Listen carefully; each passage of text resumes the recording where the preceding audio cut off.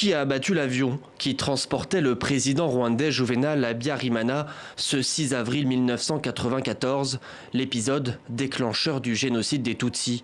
25 ans plus tard, et après de nombreux rebondissements, la justice française écarte définitivement la thèse d'un assassinat orchestré par 9 proches de l'actuel président Kagame. Ce non-lieu va aussi faire refermer l'enquête et donc empêcher que l'on explore les autres pistes qu'il y avait dans cette enquête, à savoir la piste des commanditaires possiblement extrémistes Hutus, qui avaient un mobile politique de vouloir tuer Habyarimana, qui avait planifié de longue date l'exécution du génocide et qui n'avait pas réussi à le déclencher par d'autres actions qu'ils ont menées précédemment. L'exploration de cette autre piste, c'est le souhait de cette association qui veut faire toute la lumière sur le rôle trouble de la France. Cette piste d'un attentat planifié par les extrémistes Hutus avec une éventuelle aide extérieure n'est pas examinée par la justice française.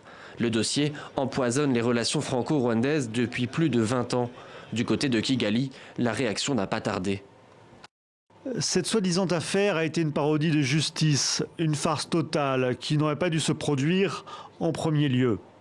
Les avocats de la famille Habyarimana et celle de l'équipage français de l'avion ont annoncé qu'ils formaient un pourvoi en cassation.